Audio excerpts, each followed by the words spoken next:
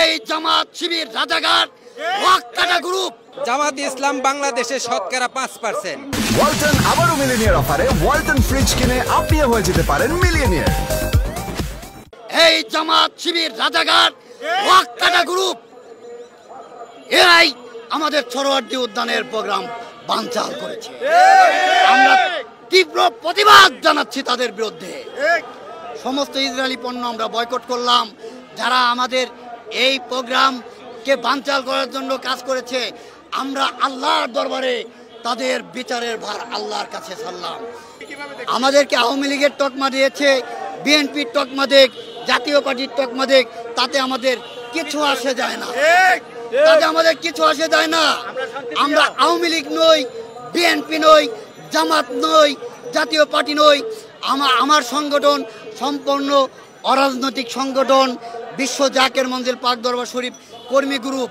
আমাদের করণীয় নবী রাসূলের আদর্শ বুকে ধারণ করে আমরা মুসলিমদের পক্ষে ছিলাম, আছি, থাকবো ইনশাআল্লাহ।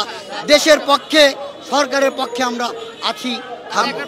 জামাত ইসলাম এবং হেফাজত ওয়াহাবিপন্থীরাই পীর মাশায়েখ উলামায়ে কেরামের 3-4 দিন যাবৎ তারা আমাদের প্রোগ্রামকে বানচাল করার জন্য তারা বিভিন্নভাবে কৌশল করে যাচ্ছে, পদক্ষেপ নিয়ে যাচ্ছে। কারণ বাংলাদেশে প্রায় 10 লক্ষ মানুষ পীর মুর্শিদের ভক্ত, তরিকাপন্থী, সুফিবাদে বিশ্বাসী।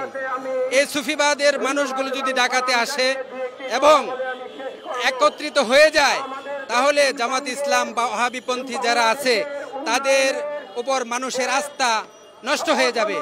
অর্থাৎ মূলত জামাত ইসলাম বাংলাদেশে শতকরা 5%, আর ওয়াহাবিপন্থী শতকরা সর্বোচ্চ 10%, আর 70% মানুষ সুন্নি সুফিবাদী তরিকাপন্থী। প্রশাসন থেকে আমাদেরকে শান্তিপ্রিয়ভাবে আমাদের ওলামায়ে কেরাম যারা রয়েছেন, যারা আহলে সুন্নাত ওয়াল জামাতের বড় বড় ওলামায়ে কেরামরা বলেছেন যে আমরা শান্তিপ্রিয়ভাবে সমাবেশ করব, কেউ উগ্রবাদী কোনো স্লোগান দিবেন না এবং রাজপথে এমন কোনো কাজ করবেন না যেটাতে মানুষের সমস্যা হয়, দেশের ক্ষতি হয়।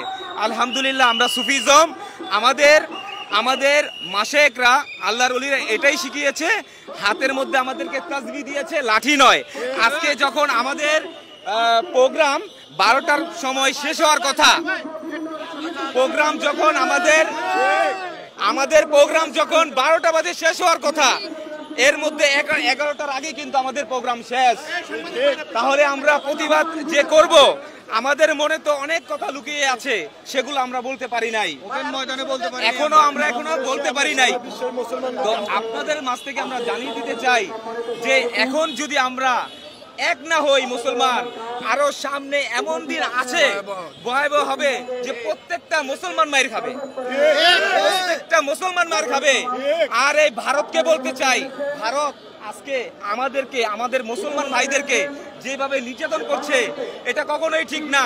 আমরা বলতে চাই যে এর বিচার করা হোক, সারা বিশ্বের মানুষ দেখুক যে ইহুদিবাদ যারা মুসলমানদেরকে ধ্বংস করতেছে, যারা মুসলমানদেরকে মসজিদ থেকে বের করে দিচ্ছে, তারা কারা যারা এই মুসলমানিয়ত চায় না, তাদেরকে চিহ্নিত করে রাখুন আপনারা।